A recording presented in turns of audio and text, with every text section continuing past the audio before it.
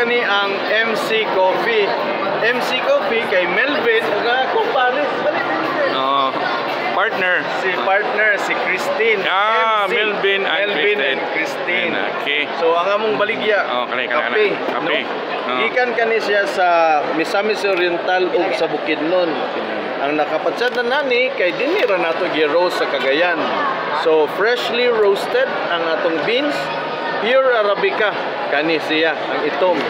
So kung mangita sila og naay robusta kani house blend. Mao ni siya ang mix sa Arabica ug robusta.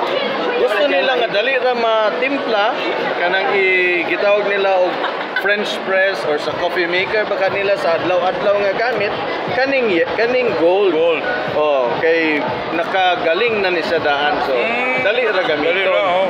So black, white and then gold. Black kaning gold wala silver ni siya sir. Silver.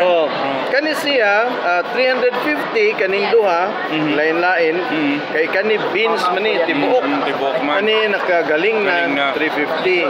Kani 330 kay namay sagol nga robusta.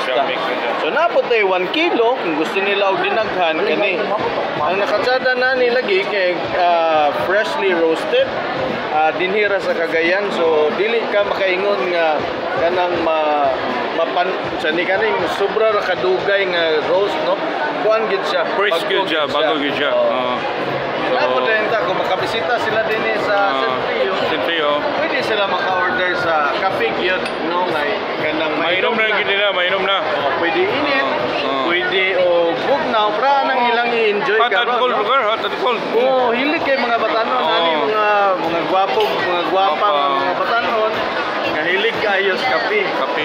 Dili makatulog kung di makainom og kape. Okay.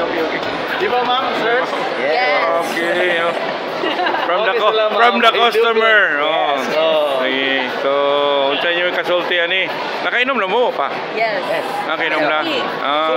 Suki na gid ni. So very good. So unsa inyo kasulti ba ingon sa MC? Ay kasulti. Ulo man ko na. Ingon sa ako. May siya mga usay promo. Sige. So, mao ni siya MC Coffee available karon din sa Centrio. So, basig na pa kayo nakalimutan sir, gusto ka mag-invite para sa tanan? Kani sir, pwede nila ma-order, no? Pwede mato sila sa among Facebook, MC Coffee, pangitaon nila. Importante lang sir nga naay dot, no? Gini. Period. Tama. Pangitaon na nila sa Facebook, pwede sila maka-order dito, pwede na ito mapa-deliver. Maxim, dali ra kayo. Grab o Panda. Okay kayo.